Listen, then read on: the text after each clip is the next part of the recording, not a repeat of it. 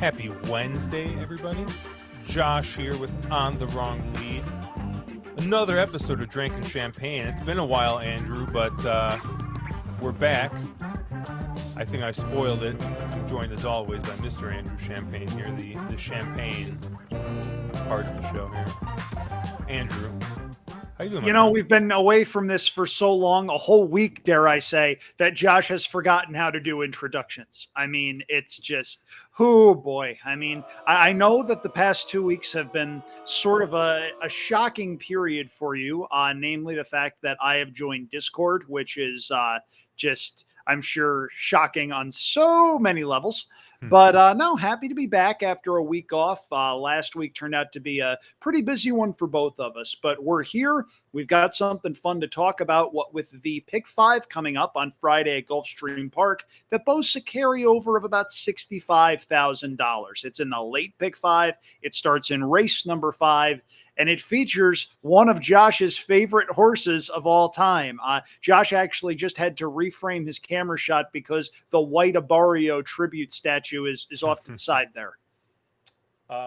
Yeah, I have the E8 horse, but he's over in the corner right now, and Hey, I can't get to him easily. we don't know anything about shrines here, do we? It's not like we have a Beamy Award off to the side. It's not like we have Tea Biscuit off to one side. Yep, there's an E8 right there.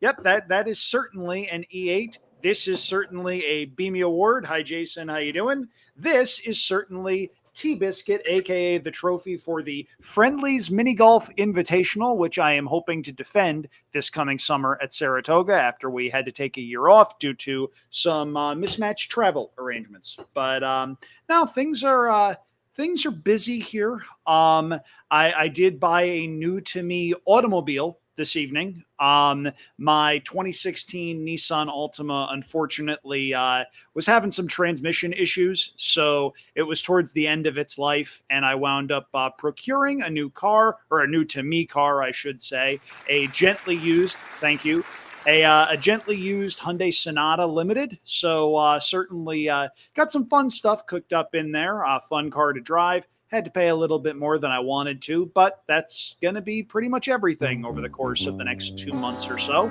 So, yeah, all told, could have been a lot worse. When your hand is forced like that, I mean, it could have been so much worse. I may very well have, had my car break down on me, had to go to a nearby dealership to get stuck with something. And at 6'5", me getting stuck in something is not an appetizing proposition. So at the very least, I was able to pick my car.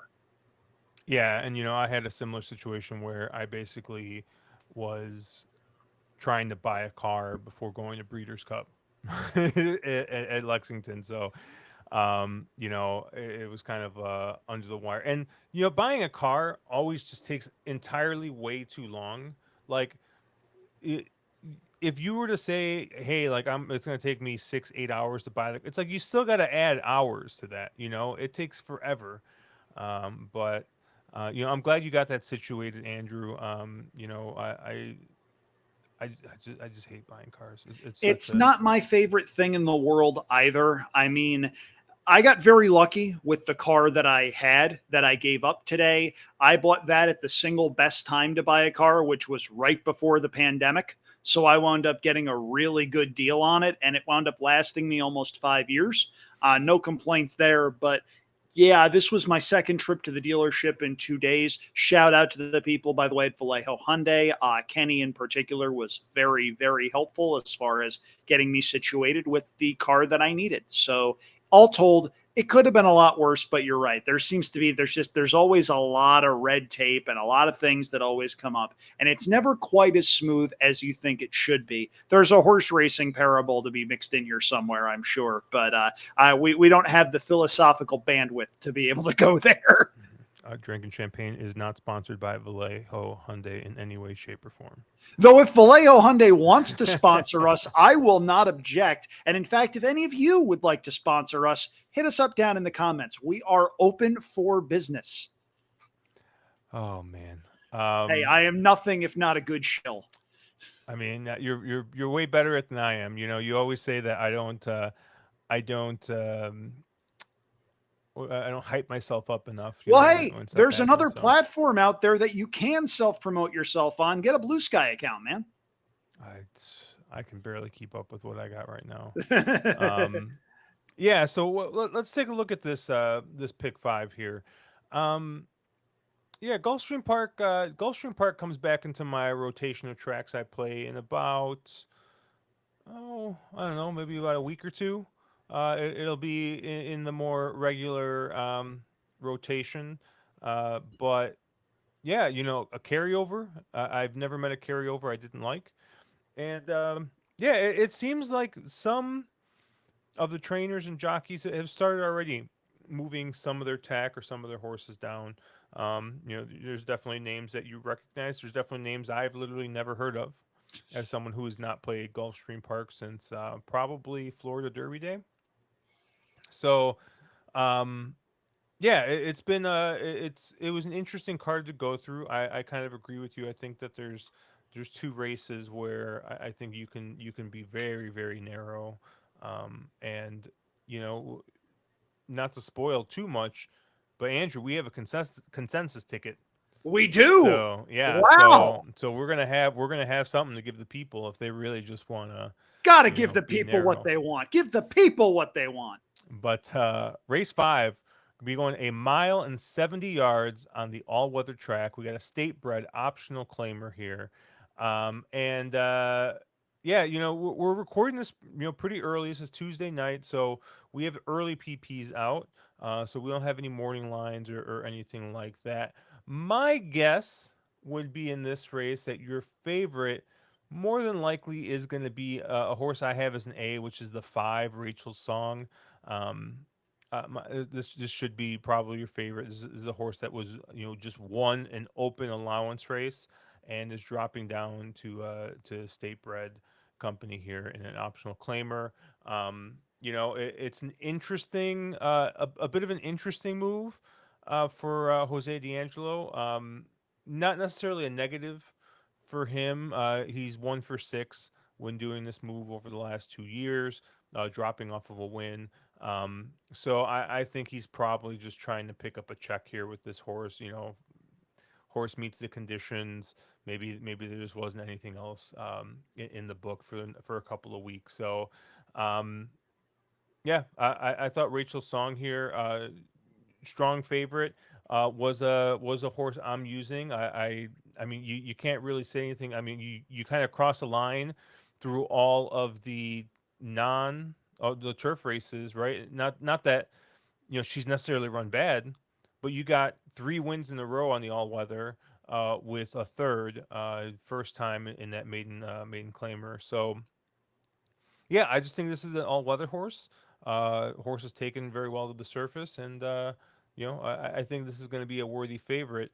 The only other horse I'm using is going to be the number 7 horse, Sprezzatura, and this is kind of a pace play.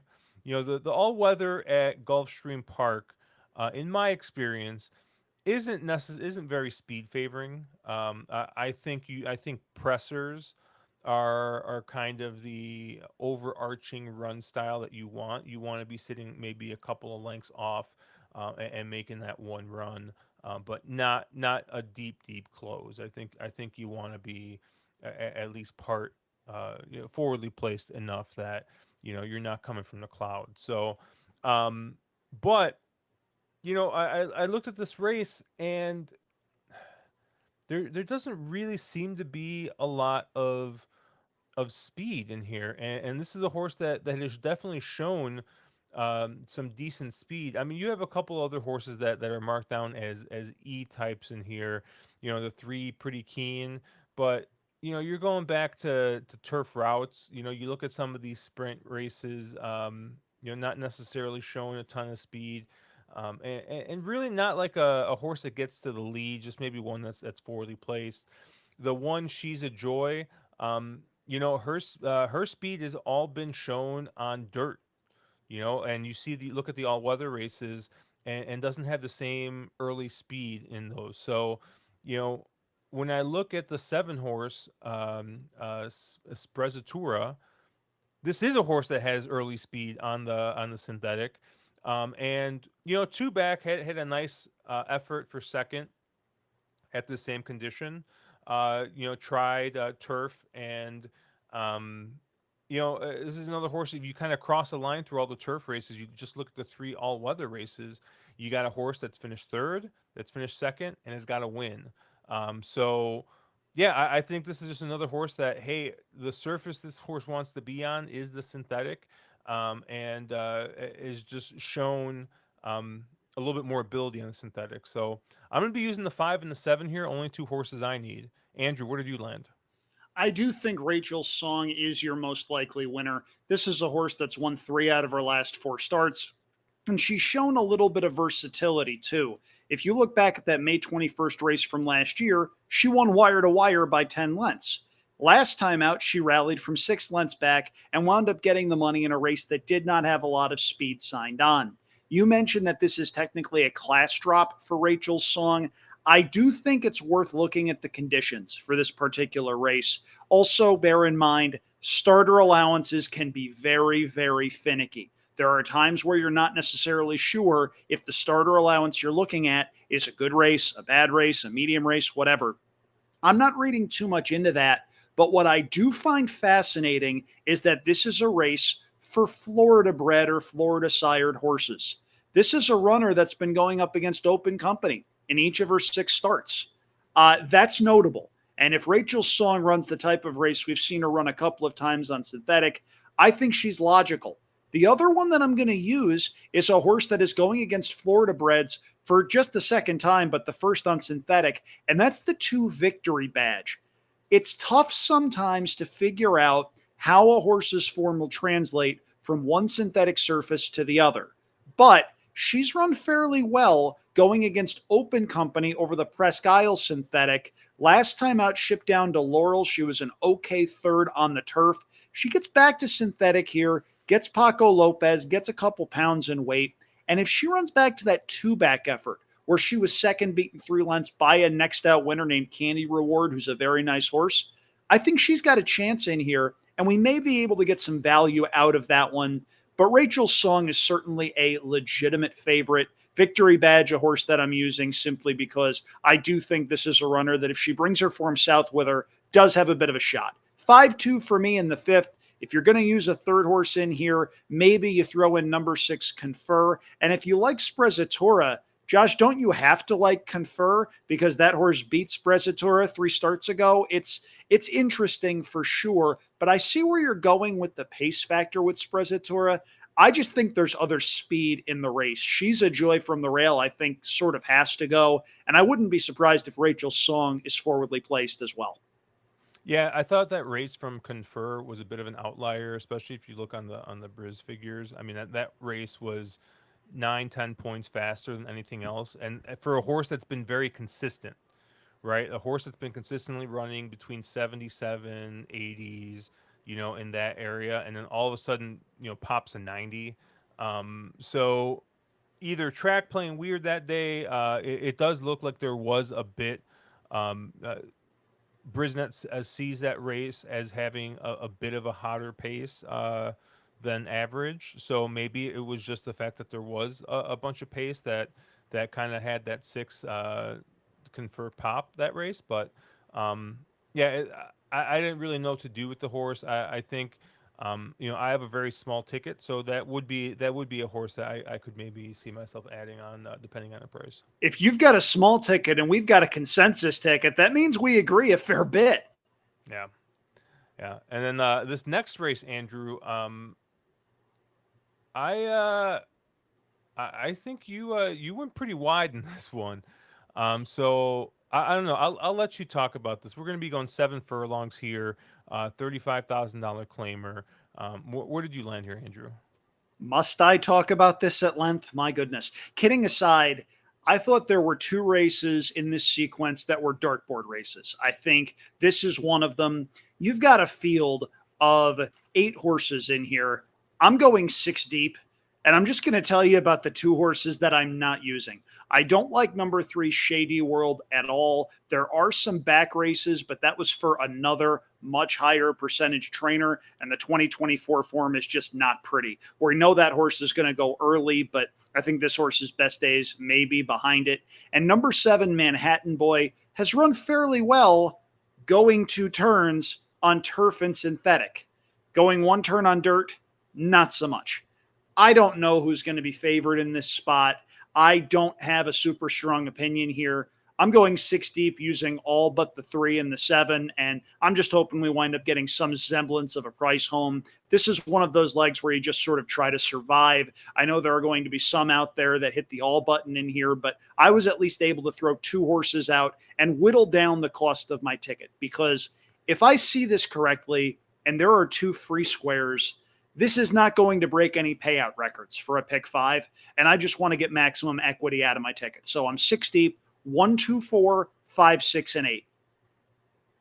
Yeah, and I'm only using 2 horses in this race. I think the 2 lace up is probably going to be your favorite in this race. Pretty consistent horse, has been running pretty good races, and you know, I just look at Carlos David's stats. He's 33% second off the claim. The fact that has got IRAD getting the board now. I remember this is Friday IRAD, not Saturday or Sunday IRAD. So, buyer beware.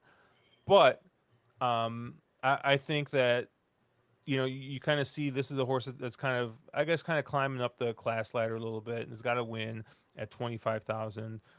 Went to an optional claimer, and that was a slop race. Maybe you kind of put a line through that one, even though this horse is bred to take the slop well. But I don't know what kind of happened with that last race. Was that just kind of a prep?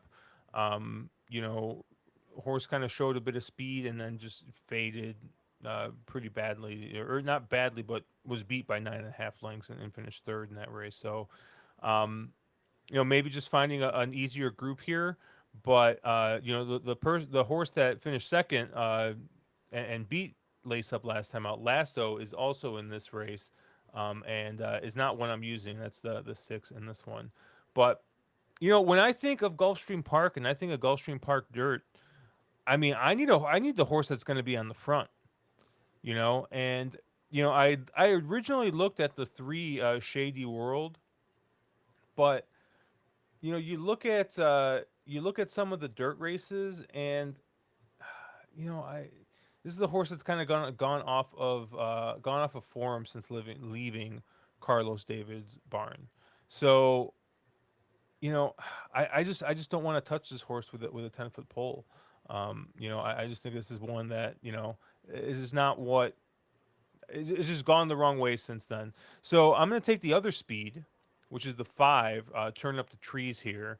I see Paco Lopez gets aboard. He when the big boys aren't in town, he tends to feast.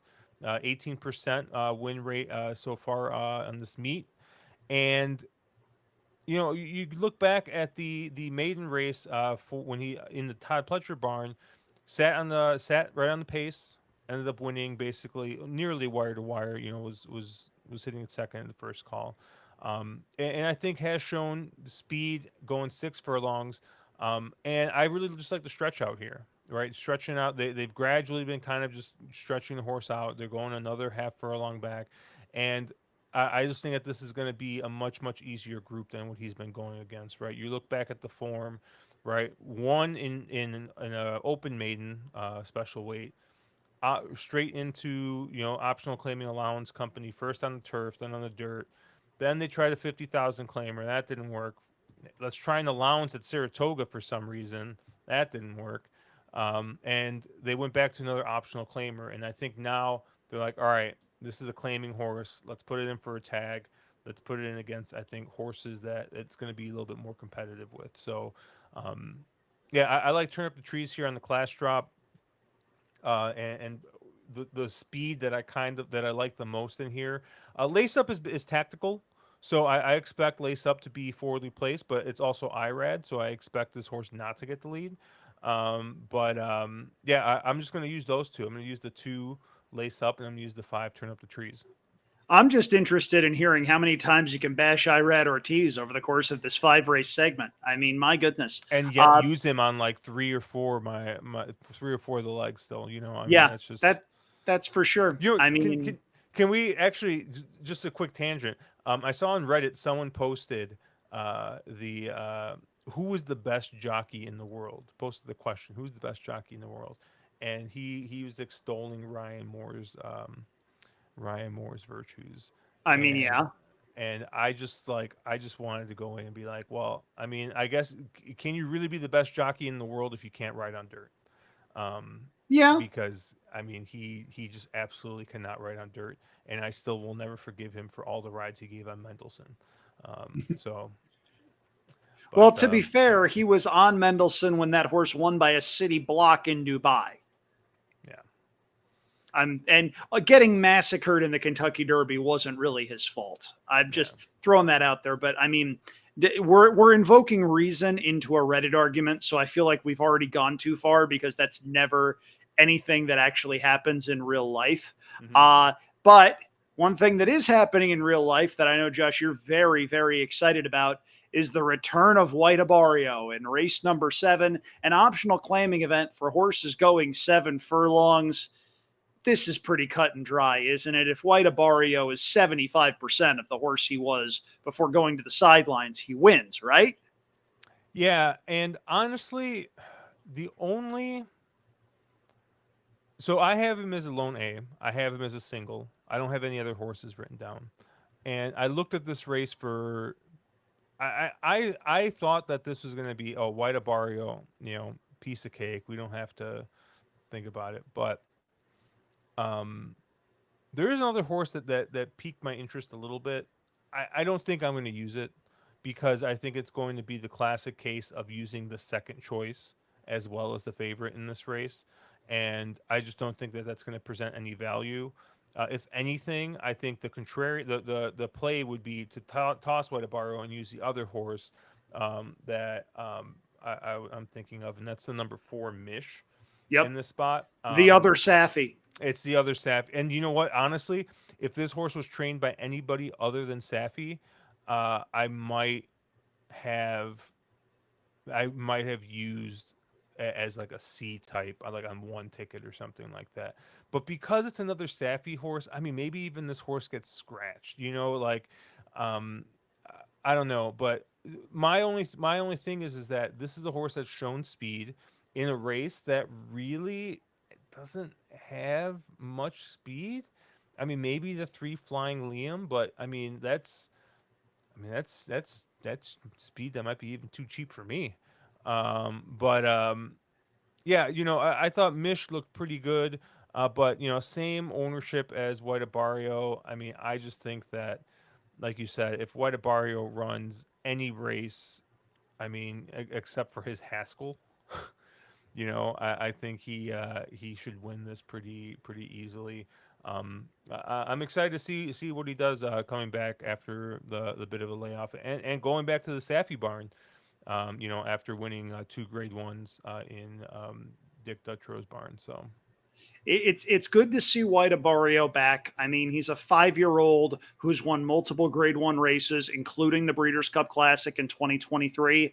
These horses generally don't stick around all that much, and credit to the connections for keeping him around when there was probably a stud deal out there somewhere that they could have potentially pursued.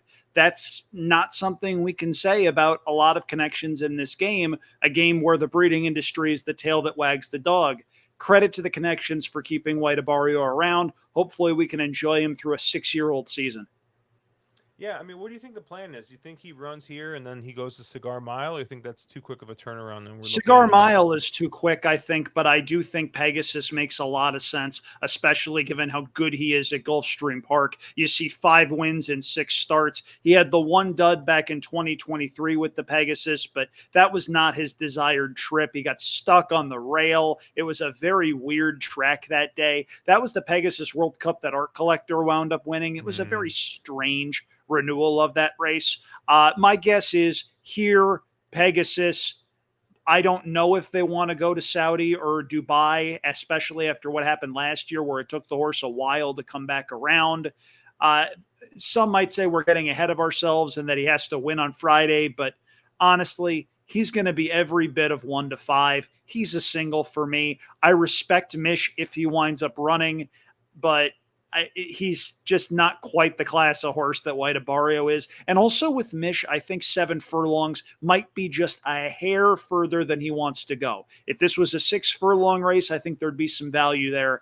7, not so much. Yeah, he actually at 7 furlongs, he's got 4 starts, 2 wins, 1 second. So yeah, but I'm looking at the recent races and I see some bang up efforts going 6 furlongs. The race that he won going 7 furlongs last year at Gulfstream, he ran fine, but he went 123-4 to do that with an absolutely picture perfect trip. Like, he's going to need to step up if he does indeed run. he's also already been beat by a horse named Abarrio in Loco Abarrio last race. So Yeah, for sure. I don't know if that means anything, but I don't think it does, and I think we may have already spent too much time trying to go against a 1-5 shot here. let's move on to race 8 then, which I think has got another very short price favorite in the number 8 horse Steel Sunshine. Um, I mean, this is a horse that's been running in legit graded stakes company, and has got a grade 2 win to his name at this exact trip at this exact track, going the 1 turn mile here at Gulfstream and the GP mile earlier this year. Um, you know, this is just another one that I think is just that much better than everybody else in this race. His last 3 starts going a mile here at Gulfstream Park is a win in a grade 2, a third by 3/4 of the length, where he got beat by Tumba Roomba, who we just saw at the Breeders' Cup, and I think it was Castle Chaos, who's a nice horse, but then is got a win going this trip again in an optional claimer where I mean he won by 4 3/4 lengths, which might as well be 10 lengths going a dirt 1 turn mile. So yeah, I think that this is your most likely winner here, but the Gulfstream Park gets in my head, and I'm going to use another horse in here as a B, which is the 2 Big Martini here. And we talked about Loco Barrio earlier. The last race is kind of a meme, but after that second where he beat Mish, he came back to win a restricted stakes race to beat Big Martini. And I kind of look back at some of these races, and Big Martini is got that 7 furlong 1 mile speed, and I think drawn on the 2 posts with Emacil Jaramillo aboard. He's an aggressive rider, and I could see him just getting out on the front and maybe play catch me if you can. So I'm going to use the 2 Big Martini here kind of as my pace play. I think he's got a couple of races that make him a player in here, but I think Steel Sunshine is looms pretty large in this field. Yeah, Steel Sunshine is my second straight single. His races here at Gulfstream Park are just plain better than the rest of this field. If you look back at his Gulfstream Park mile win, that's a legitimate field that he beat that day. Josh mentioned Tumba Roomba, the horse that just ran 4th in the Breeders' Cup Dirt Mile, ran big at a big price. I may or may not have had him in that spot, may or may not have given him out on a stream on this very YouTube channel. He came back. They went 2 turns with him in the Ghost Sapper. He was a decent third, beaten a length. Going 2 turns at Gulfstream is a little bit more favorable to horses stretching out. It's just more of a speed favoring surface that tends to carry horses a little bit more. They shipped this horse to Churchill, and it's not like he ran horribly in 2 starts against better company. He was 4th behind First Mission in the Ali Sheba on Derby Day, and then was 5th behind Kingsbarns, Pyrenees, Skippy Longstocking in the Stephen Foster. He comes back, and this is a runner that is a grade 3 winner going against allowance optional claiming types. He should be a pretty short price in here. The horse that I'll give you at a bit of a price if you're playing backup tickets, The one that I'm a little bit interested in is number 1, Drum Roll Please. Drum Roll Please was actually on the Triple Crown Trail for a little while, late last year, beginning of this year. He was third behind Dornoch and Sierra Leone in the Remsen, then came back and won the Jerome. I'm not sure what to make of that Jerome effort. When you see stakes horses go a mile in 141 and 4, it really messes with your eyes and you have no clue what you're watching. Safe to assume something went wrong because we didn't see this horse again until a restricted state bred allowance race at Parks where he didn't run a jump. Since then, there's been another trainer change. I'm inclined to draw a line through the Parks race. Sometimes form does not travel to or from Parks. It is a quirky surface. Some horses very much enjoy it. Some horses just don't. If Drumroll Please goes back to the 2023-2024 form, he might have a shot to run well here. He is, however, going to need to take a big step forward in his second start since January, going up against a couple of horses that have legitimate stakes experience, not just Steel Sunshine, but you've got a couple of other runners in here that were pretty well men at one point in time. Golden Glider from the Mark Casse barn, horse number 3, ran in a couple of big spots as a 3-year-old a couple of years ago, for instance. You have Lure Him In, horse number 5, that also ran in races like the Ghost Sapper and the Steve Sexton Mile. I do, though, think that this sets up perfectly for Steel Sunshine. I think there's a fair amount of pace. Big Martini might go. I think Smooth Flying Mike, horse number 6, is going to go. I think Prairie Hawk is going to go. I think Steel Sunshine is going to sit an ideal trip and have every chance to be the one they have to hold off at a pretty short price. My second straight single on this one, single the 8 Steel Sunshine in race number 8. All right. And that's going to bring us to our last race here, race number 9. We're going to be going a mile and 70 yards once again on the all-weather. We have a state-bred optional claimer here. And Andrew, you did it again. You went, yeah. You just threw darts at the wall here. Yeah, I may have hit the microphone with one of my darts just now. Sorry about that one. But yeah, I went 6 deep in here. This is a mile and 70 yards over the all-weather track. You can throw a blanket over these horses. I do not have a super strong opinion here. This is another case where I am going 6 deep, and I'll talk about the horses I'm not using. I think number 1, Magic Shadow, is just a bit too slow, and a horse that has struggled to find his form since going away from the Antonio Sano barn. Scrolling down to number 7, Social Long Distance. This is a runner that won back on August 31st in a very strange race where, for the life of me, I have absolutely no idea what happened in that particular spot. He was never once threatened and has not come close to repeating that kind of performance since then. Not for me.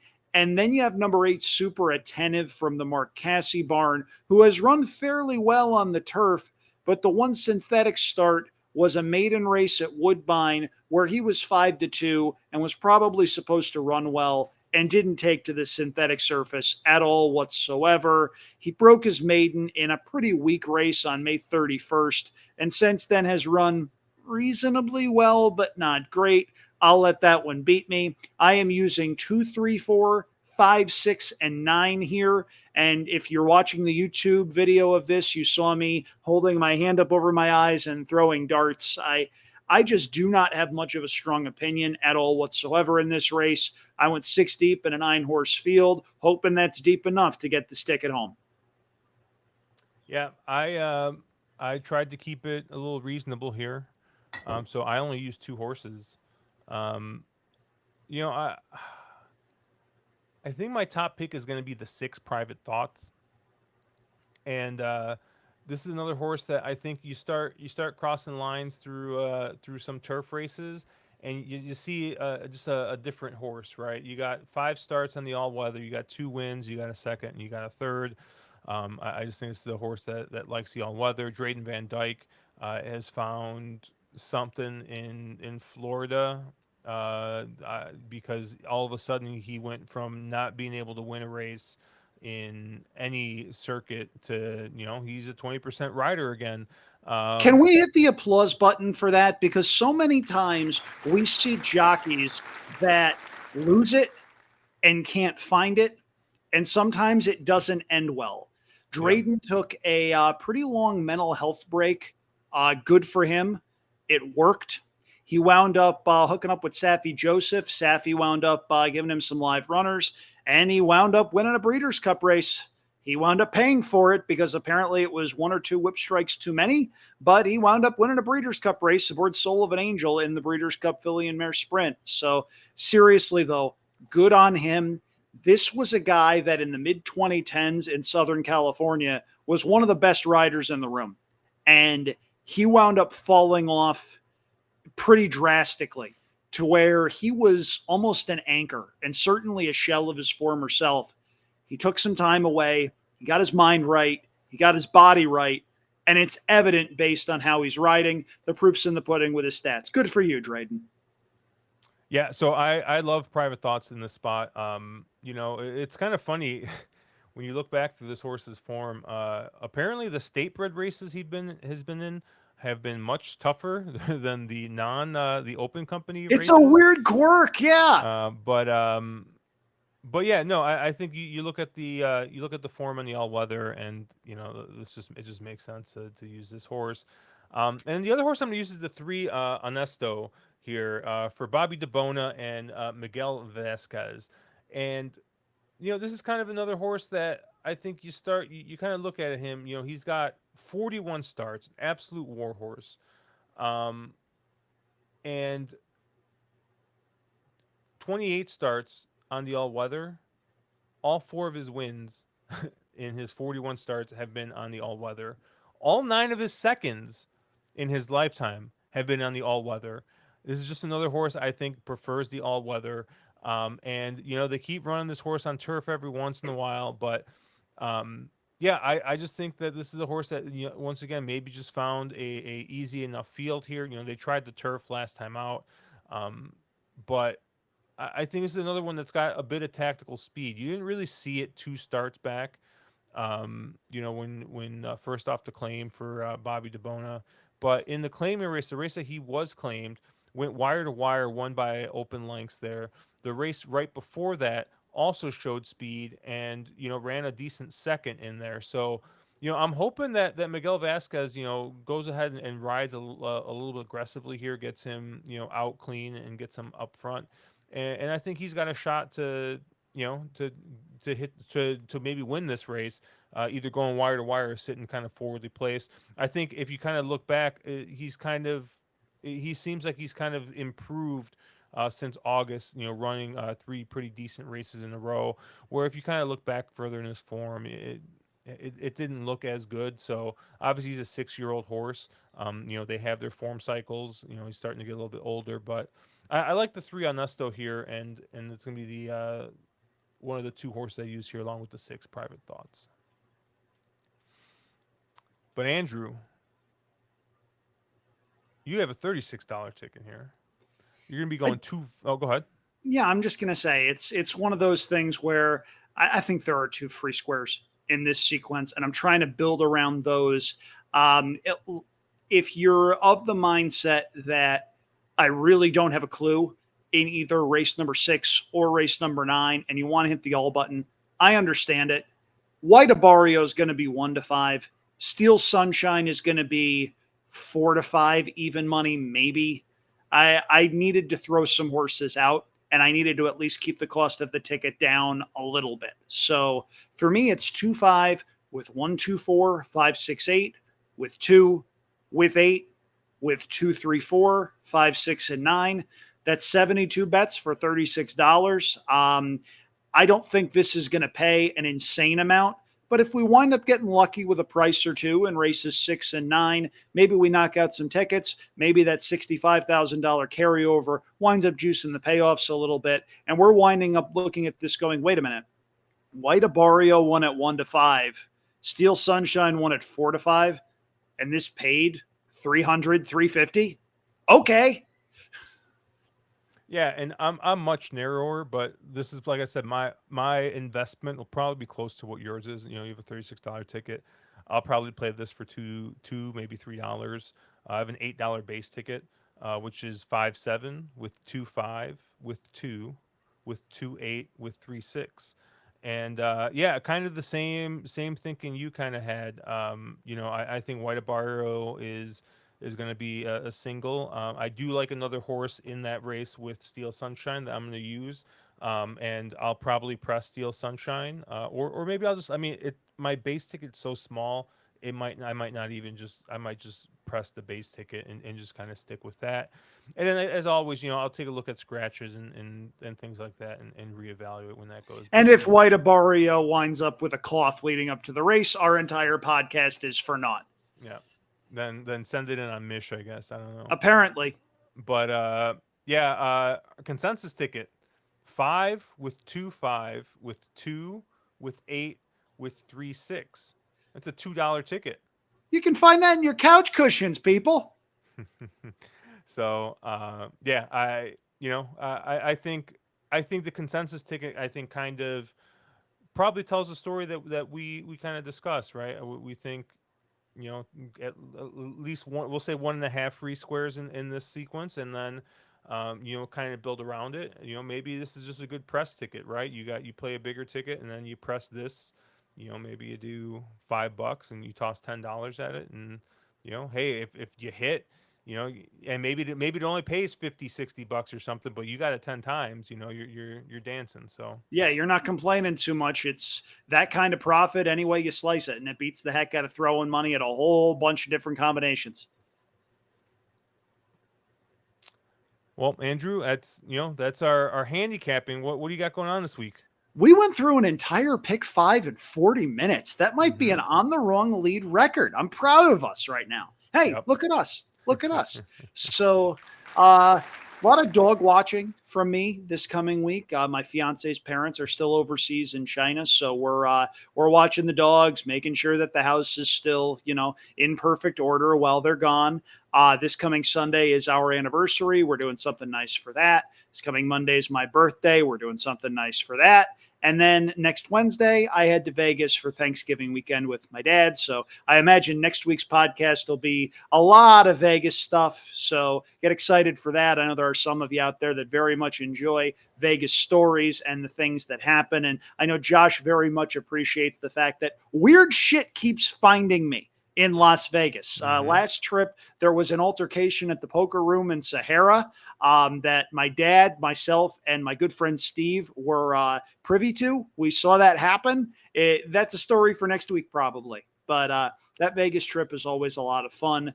Very much looking forward to that. I've been working in the affiliate marketing space long enough to where I've got friends in Vegas that I see a couple times a year. That's always a really good time. So a lot of cool things going on. Just hoping things slow down a little bit though, Josh. It seems like the last 6 weeks or so, it's just been one thing after another thing, after another thing, after another thing. So if that's happening to you out there, prioritize your mentals, people, and check on your people. Yeah, and Andrew, I've seen 2 fights in Vegas, and I think that's going to be a good story for next week as well. So remind me to tell the 2 fights I've seen in Vegas. Oh, we're going to have some fun talking about the fights we've seen in Las Vegas. Yeah, and actually, so you're going to be out in Vegas over Thanksgiving, and then I'm going to be in Vegas during, I believe it's actually during the rodeo. It happens to be. I think I'm flying out the 10th. Okay. The 10th of December, and I'm coming back on the 14th. Going out with my friend Gary. We're gonna go hit up. We just were like, hey, we haven't been in a while. Let's go, and those dates worked out. We're gonna go there, and then we're gonna go back for March Madness. So should be fun. But I'm less than a month away from Vegas, so we'll play the Vegas music here on the way out. But obviously, you can check us out at onthewronglead.com, at wrong_lead on Twitter. Andrew is at Andrew Champagne, winnersandwhiners.com. I am at Cherry Drank. I think we're going to live stream this week, ? With travel and the holiday and stuff, it's and Caleb's shoots with GQ just tend to throw everything off. Absolutely. But if not, you can always you'll definitely get an episode of You've Got to Be Shot Tinning Me this week. Where we cover some shot tin races. But good luck on this pick 5, and let's make some money, guys.